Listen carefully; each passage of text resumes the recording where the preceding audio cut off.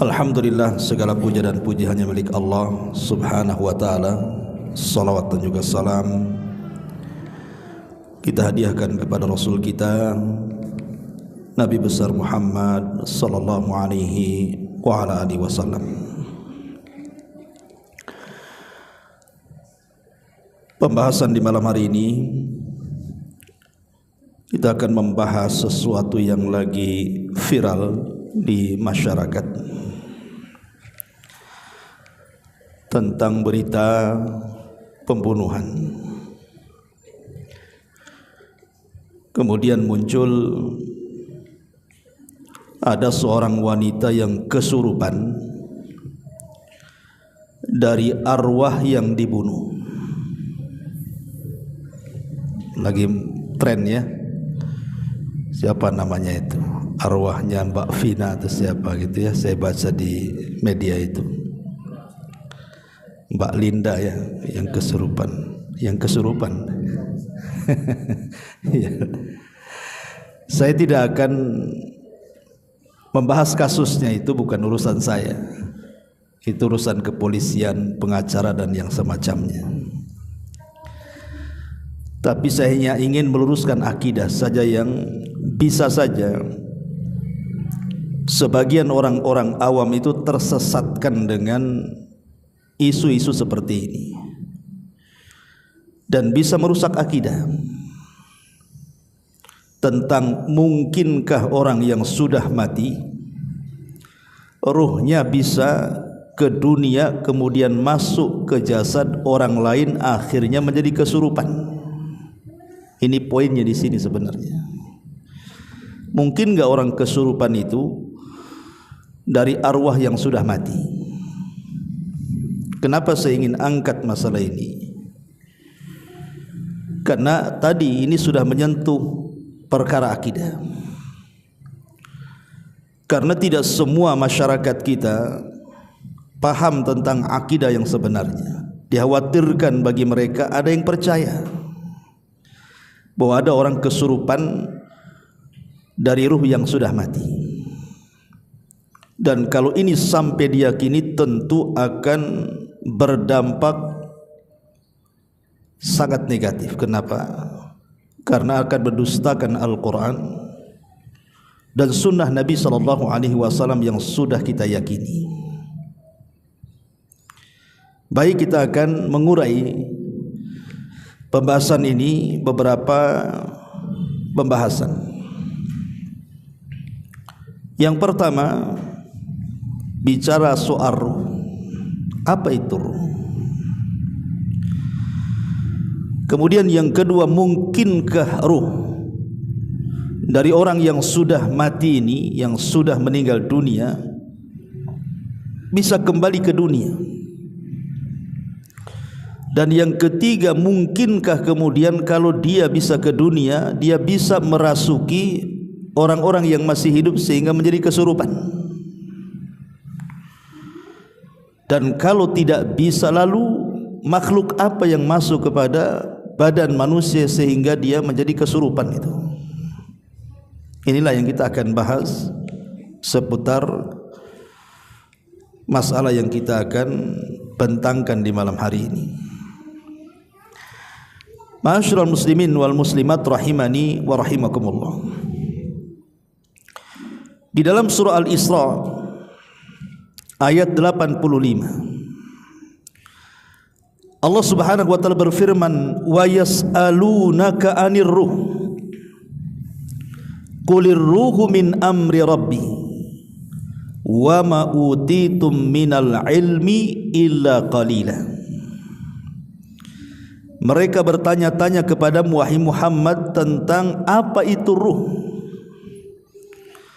Jawablah, ruh itu termasuk urusan Rabbku, dan kalian tidak diberikan ilmu tentang urusan ruh itu kecuali hanya sedikit saja.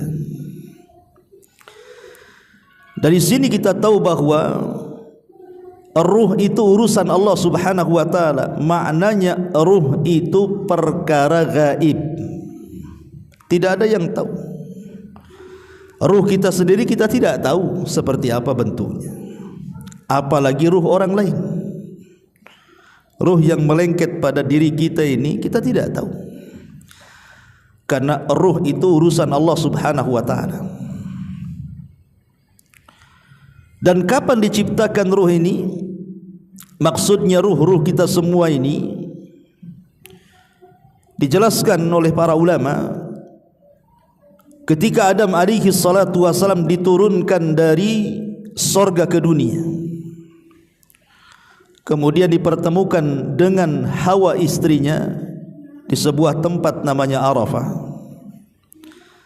Maka Allah Subhanahu wa ta'ala mengusap pundak Adam itu, maka keluarlah ruh dari pundak Adam itu seluruh anak-anak yang kelak akan menjadi anak turunannya.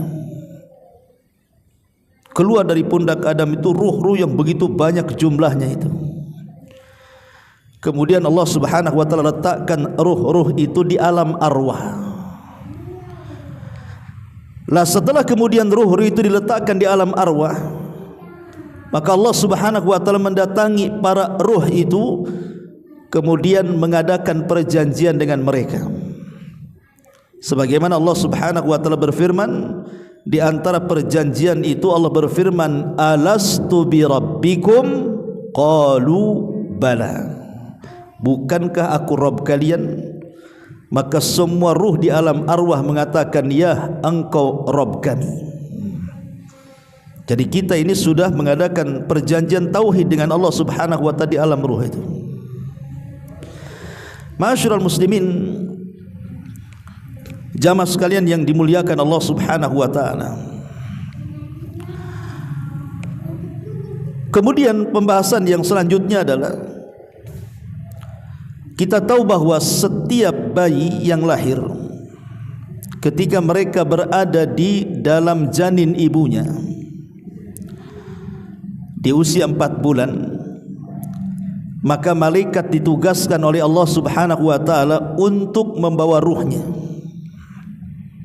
Karena usia 40 hari masih segumpal sperma, kemudian 40 hari berikutnya segumpal darah, kemudian 40 hari berikutnya segumpal daging, baru terbentuklah manusia dalam janin itu. Maka 40 tambah 40 tambah 40 jadi 4 bulan. Maka di usia 4 bulan itu malaikat pembawa ruh datang memasukkan ruh ke dalam janin. Makanya nanti ada hukum-hukumnya tuh. Wanita yang keguguran di bawah 4 bulan dengan wanita yang keguguran setelah 4 bulan itu ada hukum fikih tersendiri. Makanya dibahas para ulama ini. Karena kalau kegugurannya setelah 4 bulan artinya sudah jadi manusia, sudah hidup tuh. Tapi kalau kegugurannya sebelum itu, maka belum dianggap manusia, masih janin, karena belum ada ruhnya. Oke lah, itu fikihnya, kita tidak akan membahas. Tapi setelah ruh itu dimasukkan oleh malaikat yang ditugaskan mengantar ruh oleh Allah Azza wa Jal, maka Allah kemudian memerintahkan malaikat itu setelah memasukkan ruh mencatat segala apa yang akan terjadi dari kehidupannya, dari rizkinya berapa, ajalnya berapa, bahagianya, celakanya, semua dicatat di situ. Sampai 9 bulan. Kita bercerita yang umumnya kan 9 bulan. Ada yang di bawah itu jadi prematur, ada yang di atas itu kelambatan. Seperti kasusnya Imam Abu Hanifah, itu di perut ibunya 2 tahun, sudah keluar giginya. Abu Hanifah, itu Abu Hanifah 2 tahun, bayangkan, kasihan ibunya 2 tahun bawa dia. Setelah keluar muncul giginya. Tapi itu kan jarang, 1-2 saja kan begitu ya. Tapi kan umumnya 9 bulan baru brojol. Lah ruh itu akan terus ada di jasad, karena yang membuat hidup jasad itu adalah ruh.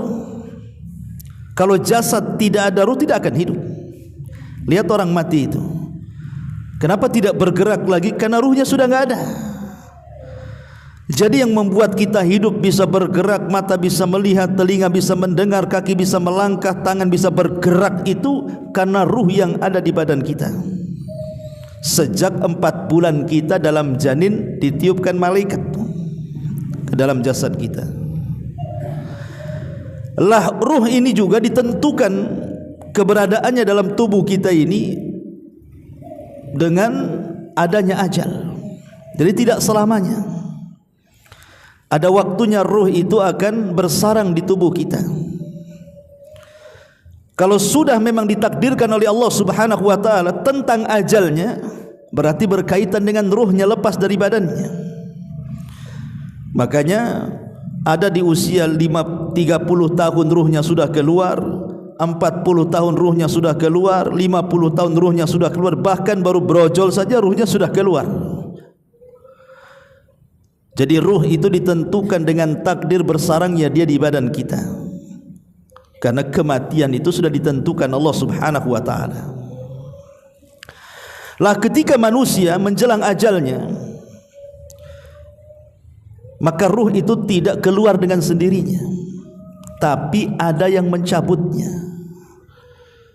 Sebagaimana ketika masuk ada yang memasukkannya, maka ketika keluar juga ada yang mencabutnya, yang disebut dengan malakul maut namanya, malaikat kematian. Dalam bahasa Israiliyat disebut Israil, tapi Quran dan Sunnah tidak mengenal nama itu.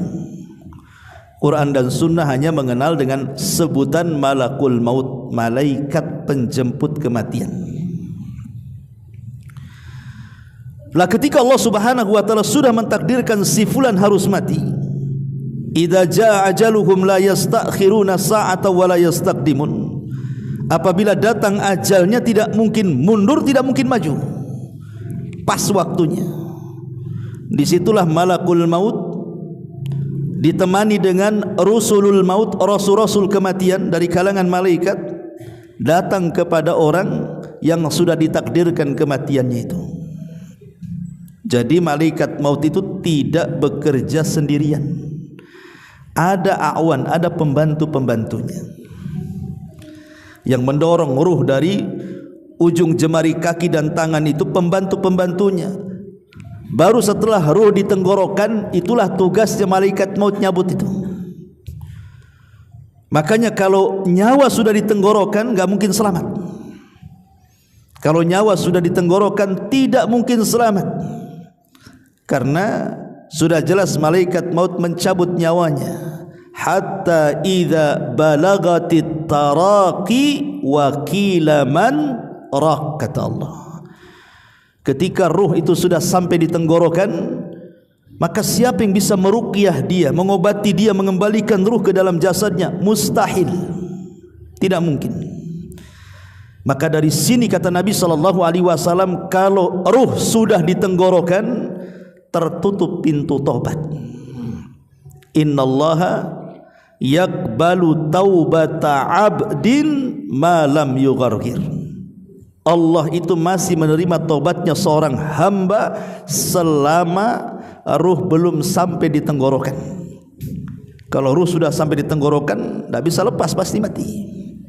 Karena dia sudah melihat malakul maut itu. Ma'asyiral muslimin wal muslimat rahimani wa rahimakumullah.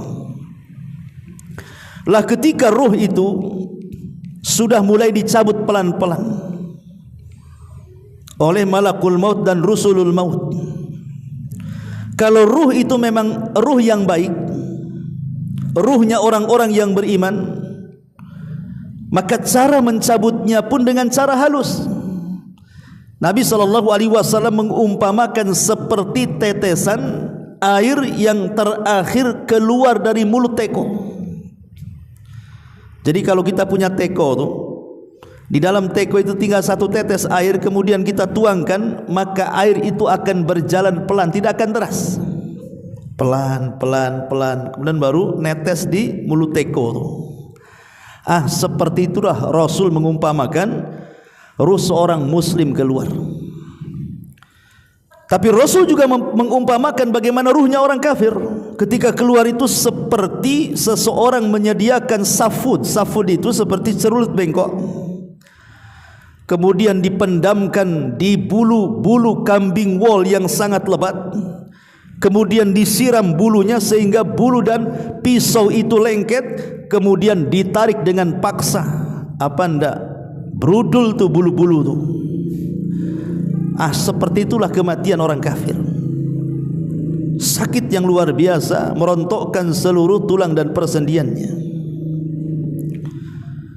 Ma'asyiral muslimin yang dimuliakan Allah Azza wa Jalla, setelah ruh itu keluar, baik dia ruh orang baik atau ruh orang jahat, tetap akan keluar. Dan keluarnya ruh itu dari mulutnya. Dan biasanya kalau ruh keluar dari mulut, pandangan mengikutinya.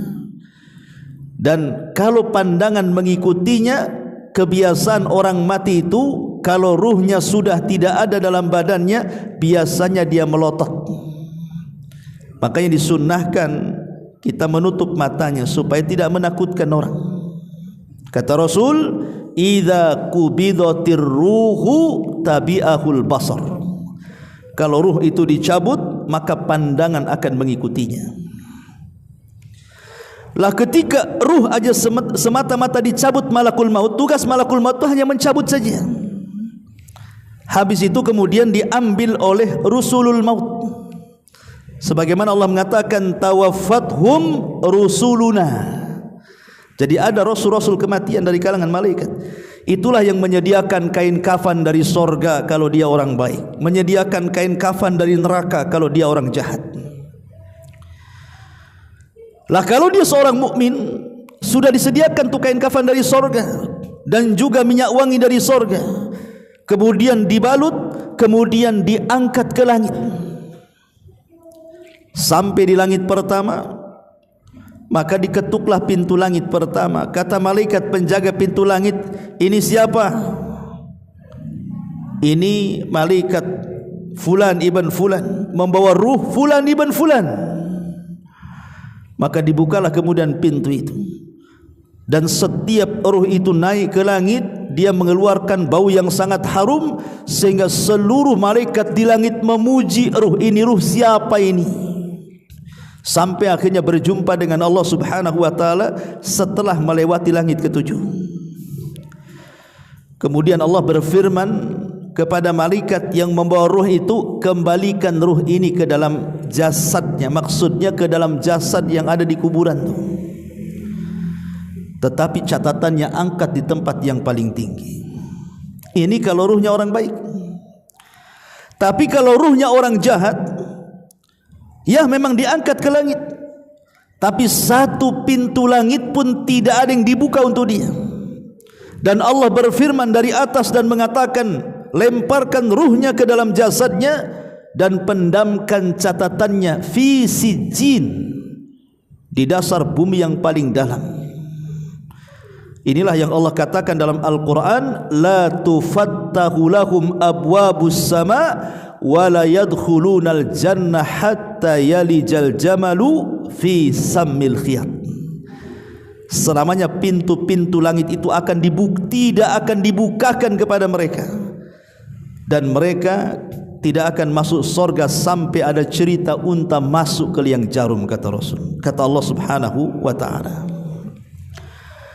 Lah ketika kemudian ruh ini dihantar kembali oleh para malaikat ke dalam jasadnya, ke dalam kuburannya, maka sontak saja mereka didatangi oleh dua malaikat yang disebut dengan Munkar dan Nakir. Kalau dia ruh orang baik, maka banyak yang akan membela dalam kuburannya. Datang solat akan membelanya, datang Al-Quran akan membelanya, datang sedekah akan membelanya, datang amalan kaki-kaki yang melangkahkan ke masjid akan membelanya. Kemudian amalan-amalan berbuat baik kepada orang akan membelanya. Nanti di kuburan banyak pengacara, lawyer tuh, dari amalan-amalan kita tuh dibela tuh, sehingga malaikat tidak bisa. Mau datang dari kepala, ditahan sama amal soleh, tidak ada tempat untukmu, pergi kamu. Mau masuk dari sebelah kanan, ada amal soleh lagi sebelah kanan, oh tidak ada tempat bagimu, pergi kamu. Mau datang sebelah kiri dihalau lagi, datang dari kaki dihalau lagi, sehingga tidak bisa didekati malaikat. Akhirnya kemudian dia hanya terbangun karena ada bisikan, bangunlah engkau, bangun dia. Kemudian setelah terbangun terhayalkan bahwa matahari akan terbenam. Kemudian ketika ditanya bagaimana pendapatmu tentang orang ini, maksudnya Nabi SAW, dia mengatakan, nanti saja, saya mau sholat dulu katanya. Masih ingat sholat pula dia. Kemudian malaikat, iya nanti engkau akan sholat, tapi jawab dulu. Maka dia mengatakan, ya orang itu namanya Muhammad, aku beriman dengan dia, aku mengamalkan sunnahnya, dan begitu seterusnya, hadisnya panjang. Ketika ditanya soal siapa Rabbnya, dia menjawab siapa nabinya, dia menjawab apa agamanya, dia menjawab siapa panutannya Al-Quran, dia menjawab, sehingga Allah katakan, ang sadaqa abdi, hambaku telah benar. Bentangkan pintu sorga, arahkan ke kuburannya, hantarkan pakaian, minuman, macam-macam, jadikan dia senang dalam kuburannya. Kemudian dikatakan kepada orang ini, nim naumatal arus, tidurlah seperti tidurnya pengantin kau di sini. Dari sini kita tahu, mana mungkin ruhnya orang yang beriman dia mau balik ke dunia. Dia sudah mendapatkan nikmat kubur, sudah dihantarkan pakaian dari sorga, minuman dari sorga, hawa dari sorga, dan ditidurkan layaknya pengantin baru. Mustahil dia naik lagi ke bumi itu, enggak mungkin. Ini kalau ruhnya orang yang beriman. Bagaimana kalau ruhnya orang kafir? Ruhnya orang kafir lebih dahsyat lagi. Ketika dia dibawa malaikat ke atas langit, kemudian pintu-pintu langit tertutup, Allah katakan lemparkan, bukan dihantar, dilempar. Dilempar, bayangkan roh itu. Sampai kemudian menyatu dengan jasadnya itu, seolah-olah rasanya kita jatuh dari ketinggian itu. Gimana rasanya? Jangan tinggi-tinggi lah jatuhnya. 4 meter aja antum jatuhin diri, rasakan tuh rasanya tuh. Apalagi dari langit. Makanya ketika ruh itu menyatu dengan jasadnya itu, seolah sakit semua tuh badannya. Tidak ada yang tahu rasa sakitnya kecuali Allah Subhanahu wa ta'ala. Belum lagi datang mungkar nakir lagi dengan membentak dia, man rabbuka wa ma nabiyuka wa ma dinuka. Makin stres. Ketika dia tidak sanggup menjawab, maka Allah Subhanahu wa ta'ala katakan dari langit, ang kadzaba abdi, hambaku telah berdusta. Kalau begitu, bentangkan neraka, arahkan ke kuburannya. Bentangkan neraka, arahkan ke kuburannya. Akhirnya dia pun mendapatkan siksa dari Allah Subhanahu wa ta'ala, disebut dengan azab kubur. Orang sedang diazab, mana mungkin dia jalan-jalan ke atas? Orang ini sedang sibuk diazab dari dosa-dosanya. Tidak mungkin juga malaikat mengizinkan, maaflah saya mau ke atas dulu sebentar, mau ganggu orang. Mana ada. Dia sudah sibuk dengan azab Allah Subhanahu wa ta'ala. Makanya Nabi SAW bersabda, innal qabra awal manzili min manazilil akhirah, fa in naja minhu fama ba'dahu aisaru minhu, wa illam yanju minhu fama ba'dahu asyaddu minhu. Alam kubur adalah awal perjalanan akhirat. Barang siapa yang berhasil di alam kubur, maka setelahnya akan lebih mudah. Tapi kalau dia tidak berhasil, maka setelahnya lebih sulit. Enggak mungkin dia naik lagi ke bumi, mustahil. Kenapa demikian? Karena yang namanya alam kubur dengan alam dunia ini, itu ada dinding pemisah yang disebut dengan barzah namanya. Maka disilakan alam barzah. Barzah itu dinding yang memisahkan alam dunia dengan alam kubur, itu disebut barzah. Sebagaimana Allah mengatakan, wa mi waraihim barzahun ila yaumi yub'atsun, dan di belakang mereka ada dinding pemisah sampai hari dibangkitkan. Enggak bisa mereka balik ke bumi itu.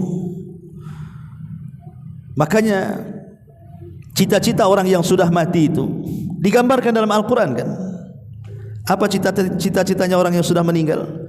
Allah mengatakan apa?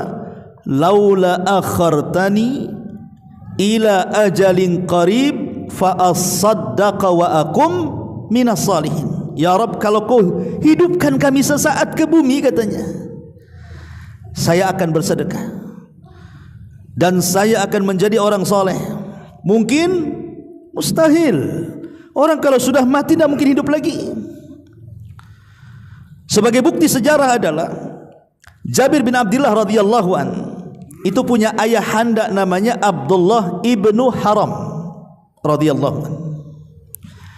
Abdullah ibn Haram ini ayahanda dari Jabir bin Abdullah radhiyallahu an ketika perang Uhud. Besoknya mau terjadi perang Uhud, dia datang menghadap Nabi sallallahu alaihi wasallam. Kemudian dia mengatakan, Rasul, libatkan aku dalam jihad. Sementara Abdullah ibn Haram ini sudah tua, sudah renta, sudah tidak layak berjihad, dan ada uzur untuk tidak berjihad orang-orang tua. Karena tidak mungkin juga berantem dia. Orang seperti dia yang sudah tua itu dapat uzur, tidak perlu berjihad karena tidak mungkin juga mengangkat senjata. Tetapi karena keinginan yang kuat Abdullah ibn Haram mendesak Rasul untuk melibatkan dia dalam perang, diizinkan juga sama Nabi. Datang Jabir ini, anaknya, protes dan mengatakan, ya Rasul, kenapa kau izinkan bapakku, katanya. Dia tidak layak untuk berjihad. Kalau engkau mau, batalkan bapakku, aku yang akan menggantikannya, kata Jabir.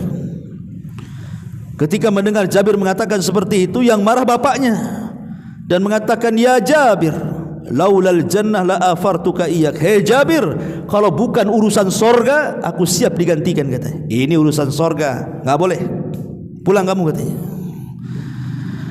Akhirnya kemudian Jabir hanya bisa menangis. Kenapa? Karena kan Jabir ini satu-satunya anak laki-laki, adiknya perempuan semua banyak, masih kecil-kecil. Dan dia tahu bapaknya tidak akan selamat dalam jihad. Tapi karena melihat kekukuhan dan kegigihan Abdullah ibn Haram, bisa apalah seorang anak, akhirnya hanya melepaskan ayahnya untuk berjihad. Betul, di awal peperangan dia pula yang pertama mati syahid. Abdullah ibn Haram itu dalam peperangan dia yang pertama mati syahid.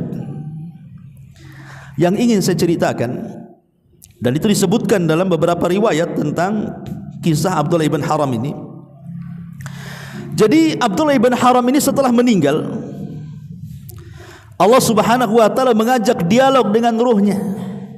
Setelah ruhnya dicabut, Allah berdialog dengan ruhnya Abdullah ibn Haram ini. Apa dialognya? Kata Allah subhanahu wa ta'ala, ya abdi tamanna, wahai hambaku, bercita-citalah. Kira-kira kau mau apa? Kata Abdullah ibn Haram, dia mengatakan, ya Rabb, aku tidak memiliki cita-cita apapun kecuali engkau hidupkan aku kembali ke dunia, biar aku bisa berjihad kedua kalinya dan aku bisa mati syahid kedua kalinya. Itu hanya cita-citaku, hanya itu saja. Tapi Allah mengatakan mustahil.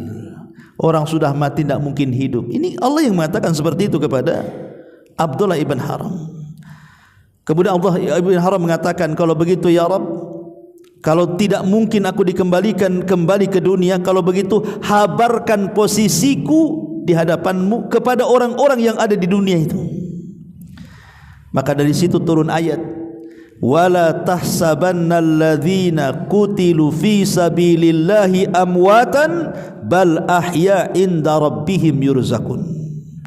Jangan kau kira orang-orang yang mati syahid itu mereka mati, tidak, mereka hidup.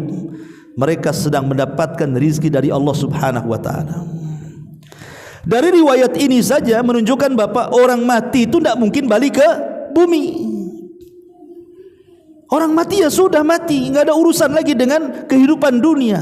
Kehidupannya berbeda, yang disebut dengan alam barzah. Di situ ada himpitan kubur, di situ ada fitnah kubur, di situ ada nikmat kubur, di situ ada azab kubur, dan banyak peristiwa dalam kuburan itu. Yang mustahil ruh-ruh yang sudah masuk ke dalam kubur itu naik lagi ke bumi. Makanya kenapa kemudian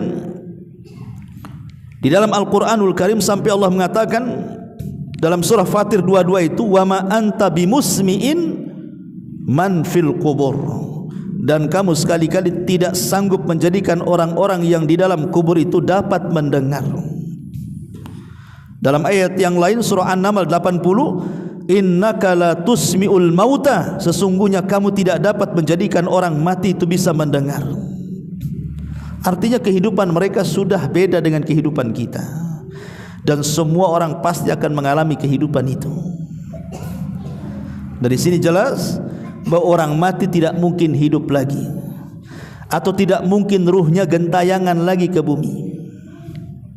Permasalahan yang ketiga adalah permasalahan tentang kesurupan.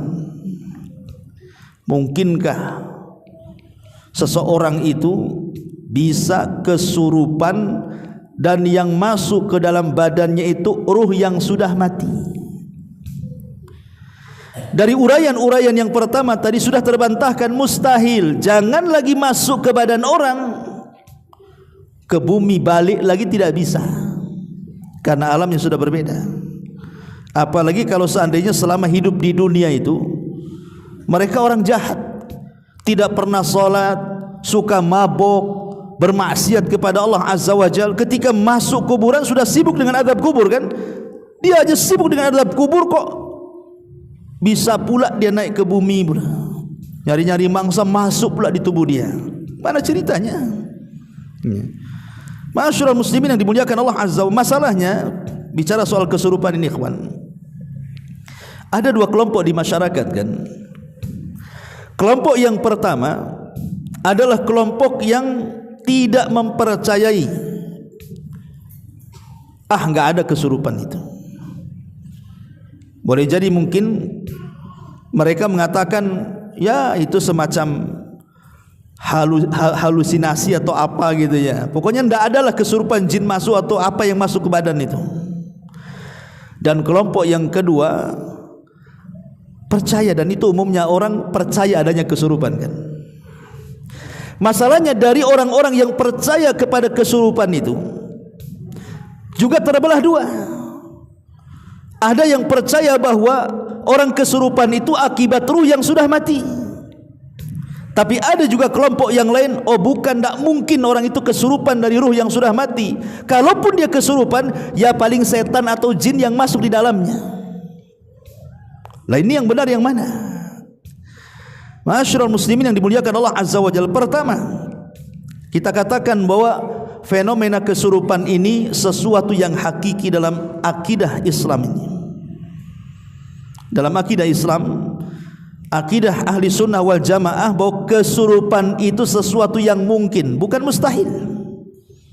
Orang kerasukan setan itu mungkin, dan itu dijelaskan dalam Al-Baqarah 275.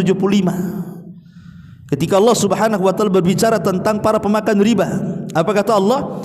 Alladzina ya'kuluna riba la yaqumuna illa kama yaqumul ladzi yatakhabbathu asyaitanu minal mas.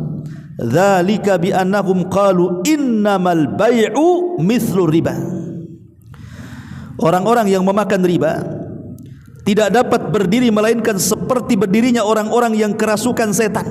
Di sini ada kalimat seperti berdirinya orang-orang yang kerasukan setan. Artinya mungkin orang itu kerasukan. Dan itu dijelaskan oleh Imam Ibnu Katsir ketika memberikan catatan kepada ayat ini, dan juga Imam Al-Qurtubi, bahwa mungkin seseorang itu kerasukan setan alias kesurupan. Ini dalil pertama, Al-Baqarah 275. Dalil yang kedua disebutkan dalam hadis Abu Al-Aswad As-Sulami, bahwa di antara doa Nabi SAW apa? Allahumma inni a'udzubika minal hadmi wa a'udzubika minat taraddi wa a'udzubika minal gharaqi wal hariki wa a'udzubika an yatakhabbatani asyaitanu indal mauti. Ya Allah, aku berlindung kepadamu dari tertimpa benda keras. Aku berlindung kepadamu dari mati terjatuh dari ketinggian. Aku berlindung kepadamu dari tenggelam. Aku berlindung kepadamu dari mati karena kebakaran. Aku berlindung kepadamu dari keadaan setan yang merasuk kepada badanku saat kematian. Ini kalimat aku berlindung dari setan yang merasuk kepada badanku saat kematian menunjukkan apa? bahwa setan itu mungkin masuk ke badan manusia kemudian terjadi kesurupan. Ini dalil yang kedua. Dalil yang ketiga adalah seorang wanita di zaman Nabi SAW yang suka kerasukan, kesurupan. Kalau datang kesurupannya itu dia suka guling-guling, auratnya terbuka. Maka dia datang kepada Nabi SAW mengatakan, "Ya Rasulullah, aku ini sering kerasukan. Berdoalah kepada Allah agar aku disembuhkan." Maka Nabi SAW berikan pilihan, baik, ada dua pilihan kepadamu. Pertama, kudoakan kepada Allah agar engkau sembuh. Yang kedua, kalau engkau sabar, engkau dapat surga. Wala in sabarti walakil jannah. Kalau kau sabar, kau dapat surga. Milih mana? Dia mengatakan, ya udahlah, enggak apa-apalah, aku sabar saja, aku milih surga katanya. Tapi tolong ya Rasulullah, doakan kepada Allah kalau datang tuh kesurupanku, tolonglah aku, jangan sampai aku menyingkap auratku itu saja. Artinya bahwa kesurupan ini sesuatu yang hakiki adanya. Tapi pertanyaannya, siapa, makhluk apa yang masuk ke dalam badan manusia sehingga terjadi kesurupan?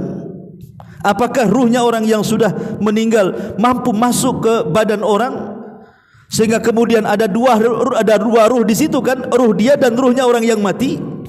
Berarti dua ruh bersarang dalam satu badan? Mungkin mustahil. Mana ada? Ruh itu kalau sudah mati tidak mungkin balik lagi ke bumi. Kalaupun dia kembali ke jasadnya, bukan jasad orang lain tapi jasad dia sendiri dalam kuburannya. Dan ini berdasarkan Al-Quran dan Sunnah Nabi SAW. Dari sini kalau ada yang meyakini bahwa seseorang kesurupan oleh arwah orang yang sudah meninggal, dustakan kesurupannya. Dia tidak sedang kesurupan, dia sedang berdusta. Karena tidak mungkin orang kesurupan dari ruh yang sudah mati. Ruh yang sudah mati sudah sibuk dengan kondisi dia dalam kubur dan sudah terhalang dengan barzah, pemisah antara kita dengan mereka. Sekali lagi saya ulangi, siapa yang tiba-tiba kesurupan kemudian mengaku bahwa kesurupannya gara-gara ada arwah orang lain, entah orang yang kecelakaan atau arwah siapapun yang sudah meninggal merasuk ke dalam badannya, katakan kepada orang yang kesurupan ini, kadzabtum, dusta kalian. Tidak mungkin, mustahil orang kesurupan dari ruh manusia itu. Sekali lagi, dalil-dalilnya jelas tadi. Orang yang sudah mati tidak mungkin hidup kembali. Jangankan orang jahat, orang baik saja ingin hidup kembali tidak bisa, apalagi orang jahat sibuk dengan azab kubur. Lalu pertanyaan kedua, makhluk apa yang masuk sehingga dia kesurupan? Ya kita katakan yang masuk bukan arwahnya orang mati. Atau umpamanya Mbak Linda kemasukan arwahnya Mbak Vina, mustahil. Arwahnya Mbak Vina itu sudah di alam barzah, tidak ada urusan tuh. Lalu siapa yang kesurupan itu? Ya boleh satu, kemungkinan dia acting, kita tidak tahu. Bisa saja dia acting, kayak para pemburu hantu tuh, nangkap hantu dimasukkan ke botol. Antum pun bisa acting, pemain ini botol nih, antum pura-pura narik, masuk. Siapa yang tahu? Kita tidak bisa melihat jin-jin yang bisa melihat kita, acting bisa saja. Oke lah kalau dia tidak acting, memang betul-betul kesurupan. Lalu makhluk apa yang masuk ke tubuh orang ini? Tidak lain dan bukan, yang masuk itu adalah syaitan. Syaitan, atau dengan kata lain jin, ya, yang masuk ke tubuh orang yang kesurupan itu adalah jin. Ma'asyiral muslimin yang dimuliakan Allah Subhanahu wa taala, kenapa demikian? Pertama, karena Nabi SAW yang mengatakan, inna syaitan yajri minal insani maj'arad dami. Sesungguhnya setan itu akan berjalan di tubuh manusia seperti mengalirnya darah. Jadi setan mungkin masuk lewat jaringan-jaringan darah kita itu ke dalam tubuh kita. Dan Imam Ibnu Al-Battah rahimahullah dalam kitabnya Al-Ibanah, apa kata beliau? Beliau membuat bab namanya Babul Iman bi anna syaitana makhlukun musallatun ala bani Adam yajri minhum majrad dami illa man asamahu Allahu minhu wa man ankara dzalik fahuwa minal firaqil halikati. Kata Imam Ibnu Battah, dia mengatakan, beriman bahwa sesungguhnya setan itu diciptakan untuk mempengaruhi anak Adam. Ia berjalan dalam tubuh mereka sepanjang aliran darah. Ini sebuah kebenaran, kecuali orang-orang yang dijaga oleh Allah Azza wa Jalla dari gangguannya. Maka barang siapa yang mengingkari hal itu, maka ia termasuk kelompok-kelompok yang dibinasakan. Artinya kalau ada orang mengingkari tidak ada kesurupan, ini orang sesat. Kesurupan ada, tapi bukan arwah orang yang sudah mati masuk, atau arwah yang sudah mati gentayangan kemudian duduk di di jembatan, akhirnya disebut hantu jembatan gitu. Nggak mungkin. Kalau jin ya bisa saja jin. Oke Ustaz, bagaimana kalau seandainya mungkin tidak ruhnya orang mati yang masuk itu? Boleh jadi mungkin qarin. Boleh jadi mungkin qarin. Apa itu qarin? Qarin itu adalah jin yang melekat kepada setiap manusia. Saya, antum, siapapun punya jin. Dalam badan kita ini punya jin. Namanya jin qarin. Jin qarin itulah yang suka membisikkan di hati kita ini untuk berbuat jahat. Jadi kalau umpamanya antum terbentik untuk melangkahkan kaki ini ke tempat maksiat, mata untuk memandang ke tempat-tempat yang tidak halal untuk dilihat, telinga kemudian dibisikkan untuk mendengar hal-hal yang diharamkan, itu bisikan-bisikan itu dari jin qarin tuh. Tapi kalau bisikan-bisikannya itu disuruh ngaji, datang ke Al-Fajri, disuruh datang ke tempat ibadah, disuruh ngaji, baca Quran, zikir, sedekah dan begitu seterusnya, itu qarinnya dari malaikat tuh. Jadi dua qarin ini, satu dari kalangan jin, satu dari kalangan malaikat, itulah beradu tuh. Yang satu ngajak kebaikan, yang satu ngajak kejahatan. Itu qarin namanya. Tapi para ulama ketika membahas masalah qarin ini, apakah kemudian kalau kita meninggal qarin kita juga meninggal? Ulama mengatakan tidak. Mereka tidak meninggal, tapi mereka kembali kepada kelompok mereka, jin-jin itu. Itu tugas mereka, hanya itu saja. Tugas mereka hanya menyertai kita, menyesatkan kita. Kalau sudah selesai tugasnya berdasarkan hadis, ya sudah. Tapi apakah dia kemudian dengan matinya kita matinya qarin juga? Wallahu alam. Memang tidak ada nasnya. Tapi ulama mengatakan kalaupun dia hidup, dia akan kembali kepada koloninya. Tapi apakah kemudian qarin kita ini yang kemudian masuk ke ruhnya orang lain? Wallahu alam. Kan ini perkara gaib kan. Bisa iya, bisa tidak. Namanya jin jahat itu bisa masuk. Tapi kenapa, apa tujuan jin itu kemudian masuk ke tubuh orang kemudian jadi kesurupan? Karena mereka ingin berbuat kezaliman. Makanya kemudian ada orang kesurupan, akhirnya kemudian ngomongnya nggak jelas. Mungkin isinya ngadu domba, isinya memberitakan berita hoax, isinya kemudian dia menceritakan tentang kebohongan, kepalsuan, bisa saja terjadi. Karena intinya jin-jin jahat ini mereka ingin membuat kerusakan masalahnya, memberikan info-info yang tidak jelas kan itu. Karena kalau jin muslim yang taat kepada Allah, nggak mungkin dia masuk ke badan manusia. Kalau jin muslim yang taat ya. Kalau jin muslim yang tidak taat ya boleh saja dia masuk kemudian jadi kesurupan. Tapi kan kalau jin-jin yang baik nggak mungkin dia dekat-dekat dengan manusia. Dia punya aturan hidup mereka, nggak mungkin mengganggu kita. Ma'asyiral muslimin yang dimuliakan Allah Azza wa Jalla. Kemudian muncul pertanyaan, apakah kemudian kita boleh percaya ucapan orang kesurupan? Kita katakan nggak usah dipercaya. Kenapa? Karena umumnya kalau memang betul-betul itu bukan rekayasa, bukan settingan, betul-betul jin yang masuk ke dalam badan dia kemudian merasuk, entah karena memang jin itu cinta dengan kita akhirnya masuk, atau dendam dengan kita akhirnya masuk, atau karena kiriman dari tukang-tukang sihir akhirnya masuk. Kan macam-macam jin masuk ke badan kita ini. Bisa lewat kesurupan. Lah kesurupan ini boleh jadi karena kita dicintai jin. Seperti saya membaca kitab Alamul Jin karya Syekh Muhammad Imam hafizahullah taala. Salah satunya adalah ketika kita masuk kamar mandi dan jarang membaca doa, kemudian aurat kita terbuka, maka jin-jin yang dalam kamar mandi melihat aurat kita, akhirnya lama-lama jatuh cinta. Akhirnya dia tidak mau melepaskan kita. Atau balas dendam, karena kita mungkin membunuh kawannya. Makanya Nabi SAW mengatakan, kalau ada ular di rumah jangan langsung dibunuh, tapi bacalah ta'awudz usir, karena bisa saja itu jelmaan dari jin muslim, ya.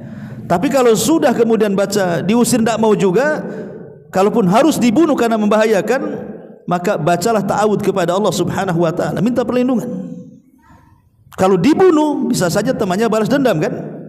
Manusia saja balas dendam kalau kawannya disakiti, maka mereka juga sama, boleh jadi mungkin karena balas dendam, ya, atau karena kiriman, atau karena iseng aja ingin ganggu kita sehingga dia masuk akhirnya kesurupan. Tapi umumnya jin itu pendusta. Dari mana kita tahu pendusta? Dari hadis Nabi SAW. Jin ini di zaman Nabi SAW tidak ada yang naik ke langit. Kenapa? Karena wahyu turun, langit terjaga. Setiap jin naik ke langit dilempar meteor mati. Tapi setelah wahyu tidak turun lagi, Rasul sudah meninggal, mulailah mereka naik ke langit lagi untuk mencuri dengar apa yang dikatakan malaikat di langit. Nanti kalau dapat informasi satu saja, kemudian akan dilaporkan kepada jin yang ada di bawahnya, jin yang ada di bawahnya dilaporkan jin yang ada di bawahnya lagi, sampai kepada jin yang ada di bumi. Itu satu kebenaran dicampur adukan 99 kedustaan. Itulah yang dijual kepada para dukun, paranormal dan begitu seterusnya. Makanya terkadang paranormal meramal itu ada benarnya satu, tapi 99 ramalannya dusta, gitu maksudnya. Jadi jangan percaya dengan dialog jin lagi orang kesurupan jin kemudian ditanya, enggak usah dipercaya. Enggak usah dipercaya kepada orang yang sedang kesurupan, karena umumnya jin itu pendusta. Kalau betul kesurupan ya enggak usah dipercaya. Karena siapa yang menghukumi bahwa kata-katanya benar? Kalau di zaman Rasul ialah ada Nabi, jelaskan, kita bisa bertanya kepada Nabi, seperti kejadian Abu Hurairah menjaga pembenaran zakat.